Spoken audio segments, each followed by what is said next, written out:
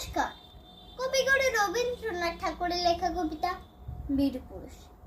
মনে করো যেন বিদেশ ঘুরে মাকে নিয়ে যাচ্ছি অনেক দূরে। তুমি যাচ্ছ পালকিতে মা চড়ে, দরজা দুটো একটু ফাঁক করে। আমি যাচ্ছি রাঙা ঘোড়ার পরে, বকিয়ে তোমার পাশে পাশে।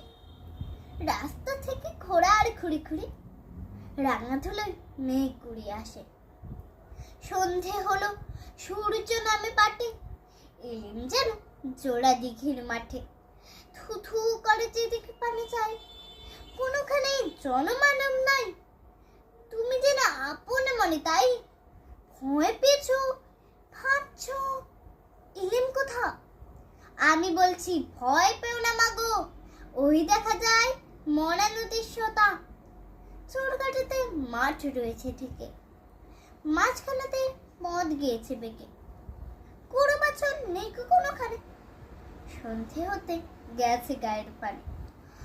আমরা কোথায় যাচ্ছি কে তা জানে, অন্ধকারে দেখা যায় না ভালো। তুমি তো না বললে আমি ডেকে, দিঘির ধারে ওই যে কিসের আলো। এমন সময় হারে রে রে রে রে, ওই যে কারা আসতেছে যাচ্ছে রে। তুমি ভয়ে পালকিতে এক কোণে ঠাকুর দেবতার স্মরণ করছো মনে। বেয়ারাগুলো পাশের কাটা বনে পালকি ছেড়ে কাঁপছে থর থর।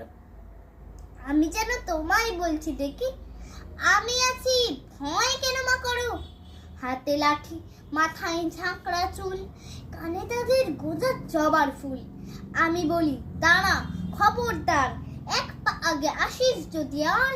এই যে দেখ আমার তলোয়ার, টুকরো করে দেব তো দেশ ছেড়ে।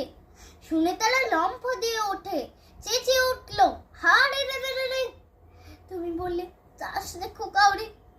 আমি বলি দেখো না চুপ করে।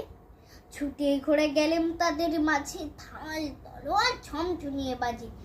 কি ভয়ানক লড়াই হলো মা, যে শুনে তোমার গায়ে দেবে কাঁটা। কত লোক যে পালিয়ে গেল ভয়ে, কত লোকের মাথা পড়লো কাটা। এত লোকের সঙ্গে লড়াই করে ভাবছো খোকা গেল ওই বুঝি মরে। আমি তখন রক্ত মেখে থেমে বলছি এসে লড়াই গেছে থেমে। তুমি শুনে পালকি থেকে নেমে চুমুখে নিচ্ছ আমায় কোলে, বলছো ভাগ্যে খোকা সঙ্গে ছিল, কি দুর্দশাই হতো তা না হলে।